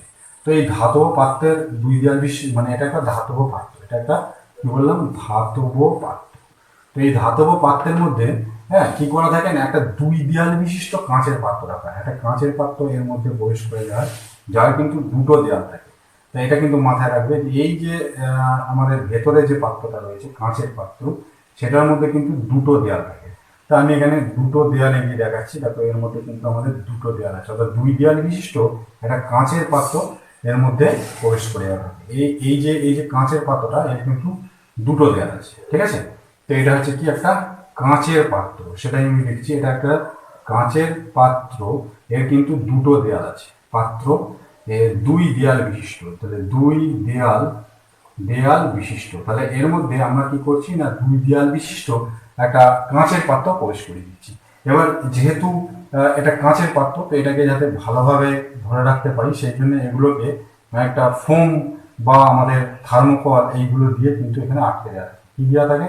ফোম বা থার্মোকল, যাতে করে এটা ভেঙে না যায় কাঁচের পাত্রটা। আর এখানে একটা স্প্রিং দেওয়া থাকে, এখানে এই স্প্রিংটা দেওয়া থাকে যাতে করে এটা ওঠানামা করতে পারে। এখানে একটা স্প্রিং দেওয়া থাকে, এই জায়গাটা আমি একটু ভালোভাবে দেখে দিচ্ছি। এখানে কিন্তু একটা স্প্রিং আমাদের এখানে বসানো থাকে, এখানে স্প্রিং, এখানে একটা স্প্রিং থাকে। তো যাই হোক, তো এই স্প্রিংটা আমি এখানে লিখে দিচ্ছি, স্প্রিং থাকে, এখানে একটা স্প্রিং থাকে। আর এইগুলো কি থাকে না, এগুলো হচ্ছে আমাদের থার্মোকল, এগুলো থার্মোকল বা ওই জাতীয় কোনো জিনিস থাকে, যাতে করে এটা এর মধ্যে ভেঙে না যায়। আর এটা হচ্ছে ধাতব পাত্র, বাইরেটা তাহলে কি, বাইরেটা হচ্ছে মেটালিক পাত্র, এইটা হচ্ছে কাঁচের পাত্র। এবার দেখো এর এইখানে একটা কি থাকে না, এখানে একটা আমাদের রবারের কি দেওয়া থাকে, রবারের একটা আমাদের প্যাচ বা রবারের একটা আমাদের গার্ডার মতো দেওয়া থাকে, দিয়ে এখানে কিন্তু আমাদের একটা কি করা থাকে, কুপরিবাহী পদার্থের ঢাকনা থাকে। কুপরিবাহী পদার্থ, কুপরিবাহী তাপের কুপরিবাহী, অবশ্যই তাপের, মানে তাপের কুপরিবাহী পদার্থের ঢাকনা, তাপের কুপরিবাহী পদার্থের ঢাকনা থাকে। ঠিক আছে। তাহলে এই যে ঢাকনাটা এটা কি দিয়ে তৈরি, এটা কিন্তু প্লাস্টিক বা ওই জাতীয় কিছু দিয়ে তৈরি, যাতে করে তাপ এর মধ্যে দিয়ে বেরোতে না পারে। এবার এই হচ্ছে মোটামুটি যন্ত্রটার গঠন। তো এখানে আমি যে গরম জল দেখি, গরম জল লাগলে কি ঘটনা হবে, ধরো এর মধ্যে আমি গরম জল দিয়েছি। এই গরম জল লাগলে এর মধ্যে দিয়ে দেখা যায় যে জলটা অনেকক্ষণ ধরে গরম থাকে। তা সেটা কিভাবে ঘটে, এখানে ধরো আমি গরম জল দিয়েছি, তা গরম জল দিয়ে আমি দেখাচ্ছি। তো এবার মনে রাখতে হবে যে এই যে কাঁচের পাত্র এর এই দিকটাতে আমাদের কি দেওয়া থাকে, এই দিকটাতে কিন্তু একটা চকচকে পদার্থের প্রলেপ দেওয়া থাকে। তাহলে এই যে আমাদের ভিতরে যে দেয়ালটা আছে, তাহলে ভিতরের দেয়ালের বাইরের তলে আর বাইরের দেয়ালের ভিতরের তলে চকচকে পদার্থের প্রলেপ দেওয়া থাকে। আমি তোমাদের এখানে একটা নীল কালার দিয়ে দেখিয়ে দিচ্ছি। তো এটা যেটা হচ্ছে যে ভিতরের দেয়ালে, তাহলে আমি এটা লিখে দিচ্ছি যে কাঁচের যে পাত্র, কাঁচের পাত্রের ভিতরের দেয়ালের বাইরের তলে, ভিতরের দেয়ালের বাইরের তলে, বাইরের তলে এবং বাইরের দেয়ালের ভিতরের তলে, তাহলে বাইরের দেয়ালের ভিতরের তলে কি দেওয়া থাকে, চকচকে পদার্থের প্রলেপ দেওয়া থাকে। তাহলে অভ্র বা এই ধরনের কিছু প্রলেপ দেয়ালের বাইরে এবং বাইরের দেয়ালের ভিতরের তলে চকচকে পদার্থের প্রলেপ দেওয়া থাকে, চকচকে পদার্থের প্রলেপ থাকে। এটা কেন করা হয় সেটা আমি পরে আসছি। তাহলে প্রলেপ থাকে। এই মোটামুটি থার্মোফ্লাক্সের গঠন। তাহলে আমি একটু গঠনটা সংক্ষেপে বলে দিই। থার্মোফ্লাক্স হচ্ছে একটা ধাতব পদার্থ, এর মধ্যে দিয়ে একটা কাঁচের পাত্র, দুই দেয়াল বিশিষ্ট পদার্থ প্রবেশ করে দেওয়া থাকে এবং এটাকে অনেকটা থার্মোকল, এইভাবে এটাকে থার্মোকল দিয়ে এর মধ্যে বসানো থাকে যাতে বাইরে থেকে আঘাত লেগে এটা ভেঙে না যায়, এবং নিচের দিকে একটা স্প্রিং দেওয়া থাকে যাতে এটা খুব সহজে প্রেসারে উপরে নিচে ওঠানামা করতে পারে। আর এর মুখে একটা রবারের প্যাড দিয়ে এখানে কিন্তু একটা উপরিবের পাতার ঢাকনা লাগানো। আর এই যে কাঁচের পাত্রটা তোমরা দেখতে পাচ্ছ, তো এই কাঁচের পাত্রের এই যে ভিতরের যে দেয়াল, তার এই দিকটাতে অর্থাৎ ভিতরের দেয়ালের বাইরের তলে আর বাইরের দেয়ালের ভিতরের তলে চকচকে পদার্থের প্রলেপ দেওয়া থাকে। তো আর এই জায়গাটায় কি করা থাকে, এই যে গ্যাপটা কিন্তু বায়ু থাকে। আর হচ্ছে দুই দেয়ালের, এই যে কাঁচের দেয়ালের মাঝখানে কাঁচের পাত্রের দুই দেয়ালের মধ্যবর্তী স্থানটা কি থাকে, মধ্যবর্তী স্থান বায়ু শূন্য থাকে, বায়ু শূন্য বা বায়ু নিরুদ্ধ থাকে, বায়ু শূন্য বলবো, তাহলে বায়ু শূন্য থাকে, ঠিক আছে। বোঝা গেল যে এই যে কাঁচের দুটো দেয়াল আছে, তাহলে কাঁচের পাত্রের দুই দেয়ালের মধ্যবর্তী স্থানটা মানে এই জায়গাটা কি করে থাকে, এখানে কিন্তু বায়ু নিরুদ্ধ থাকে। এবার আমরা এর কার্যপ্রণালী চলে আসি। এটা ছিল এর গঠন। কার্যপ্রণালীটা কিরকম, হ্যাঁ, বায়ু নিরুদ্ধ থাকে। এর কার্যপ্রণালী এটাই যে এখানে কিন্তু তাপের পরিবহন, পরিচালন, বিকিরণ তিনটে পদ্ধতি বন্ধ করে দেওয়া আছে, যাতে করে তাপ এই ভিতর থেকে বাইরের দিকে কোনোভাবেই পরিবাহিত হয়ে যেতে না পারে। অর্থাৎ ভিতর থেকে তাপের পরিবহন, পরিচালন, বিকিরণ পদ্ধতি বন্ধ করা আছে। তাহলে আমি সেটাই লিখছি যে ভিতর থেকে তাপের তিনটে যে পদ্ধতি সঞ্চালন রয়েছে, তাপের পরিবহন, পরিচলন এবং বিকিরণ, চলন ও বিকিরণ তিনটে পদ্ধতি কি করা আছে, বন্ধ করা আছে। পরিবহন, পরিচলন ও বিকিরণ এই তিনটে পদ্ধতি এখানে কি করা আছে, বন্ধ করা আছে। তাহলে এখন প্রশ্ন হচ্ছে কিভাবে এগুলো বন্ধ করা আছে। তাহলে এই পরিচলন এবং বিকিরণ, তাহলে তিনটে পদ্ধতি কিভাবে বন্ধ করা আছে, তো সেটাই আমি দেখবো যে ভিতর থেকে তাপের পরিবহন, পরিচালন এবং বিকিরণ বন্ধ করা কিভাবে বন্ধ করা আছে। দেখো তোমরা দেখতে পাচ্ছ যে এই যে পদার্থটা কি দিয়ে তৈরি, কাঁচ দিয়ে তৈরি। কাঁচ তাপের কুপরিবাহী, ফলে এইখান থেকে মানে ভিতর থেকে কাঁচ তাপের কুপরিবাহী হওয়ার জন্য এর মধ্যে দিয়ে পরিবহন করতে তাপ বের হবে না। তাহলে এক হচ্ছে কাঁচ তাপের কুপরিবাহী, ফলে পরিবহন সম্ভব না। তাহলে সেটাই আমি লিখছি যে কাঁচ তাপের কুপরিবাহী, কাঁচ তাপের কুপরিবাহী, সেই জন্য কি কাঁচ তাপের কুপরিবাহী, তাই পরিবহনটা এখানে সম্ভব নয়, তাপের পরিবহন সম্ভব নয়। পরিবহন পদ্ধতিতে তাপ সঞ্চালন সম্ভব নয়, তাপ সঞ্চালন সম্ভব নয়। তাহলে এখানে দেখো যে পাত্রটা আমরা নিয়েছি, সেই পাত্রটার ভিতরের যে পাত্রটা সেটা কাঁচ দিয়ে তৈরি, ফলে কাঁচ তাপের কুপরিবাহী, তাই পরিবহন পদ্ধতিতে তাপের সঞ্চালন সম্ভব নয়। 2 নম্বর দেখো এখানে কিন্তু পরিচালনও হয় না। এই কাঁচের পাত্রের মধ্যবর্তী যে জায়গাটা আছে বায়ু শূন্য, তো বায়ু শূন্য স্থানে কি হয়, তাপের আমাদের পরিচলন ঘটে না। তাহলে কাঁচের পাত্র বায়ুশূন্য হওয়ায়, কাঁচের পাত্র বায়ুশূন্য, বায়ুশূন্য, তো এই শূন্য হওয়ার জন্য কী হয়, এর ফলে ফলে তাপের পরিচলনও হয় না, তাপের পরিচলনও হয় না, তাহলে পরিচলনও হয় না। তাহলে তাপের পরিচলন এখানে কীভাবে বন্ধ করা আছে না, দেখো এই কাঁচের পাত্রটা দুই দেয়ালের মাঝখানটা কি আছে, কাঁচের পাত্র হচ্ছে বায়ুশূন্য, ফলে কি হয়, কাঁচের পাত্রের দেয়াল, কাঁচ পাত্রের মধ্যবর্তী দেয়াল, কাঁচ পাত্রের দেয়ালের মধ্যবর্তী স্থান, কাঁচ পাত্রের দুই দেয়ালের মধ্যবর্তী স্থান, তাহলে দুই দেয়ালের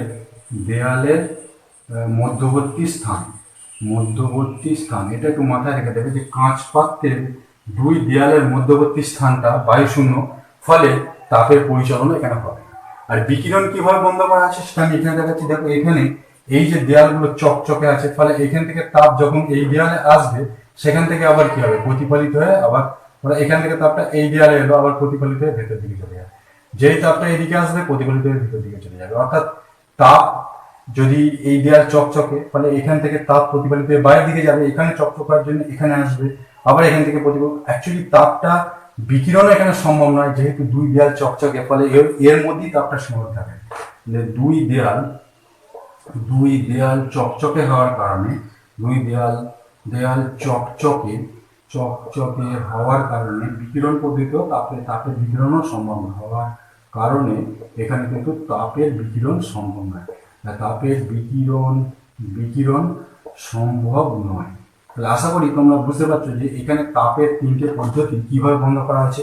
যে এখানে প্রথম হচ্ছে পাত্রটা, এই ভিতরের পাত্রটা কাঁচ দিয়ে তৈরি, তো কাঁচের মধ্যে দিয়ে তাপের আমরা জানি যে পরিবহন সম্ভব না, যেহেতু কুপরিবাহী, কাঁচ তাপের কুপরিবাহী, তাই পরিবহন সম্ভব না।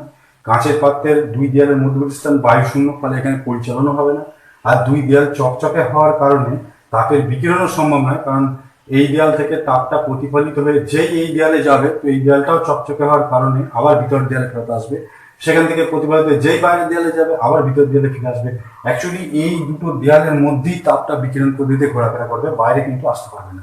যাই হোক, এই কারণেই থার্মোফ্লাক্সের মধ্যে আমি যদি কোনো গরম বস্তুকে রাখি, তাহলে দীর্ঘক্ষণ ধরে সে কিন্তু তার তাপ বজায় রেখে যাবে, বা তার থেকে তাপ কিন্তু বাইরের পরিবেশে বের হতে পারবে না।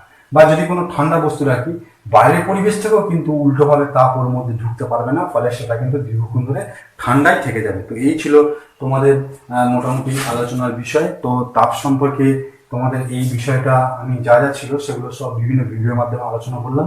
তোমরা দরকার হলে এই ভিডিওটা বারবার দেখবে। তোমাদের এখানে যে প্রশ্নটা আছে যে থার্মোফ্লাক্সের গঠন এবং থার্মোফ্লাক্সের কার্যপ্রণালী সংক্ষেপে দেখো, আমি মোটামুটি লিখে দিচ্ছি, এগুলো কি তোমরা এই ভিডিওটা দেখে নিজের একটা উত্তর তৈরি করে নেবে।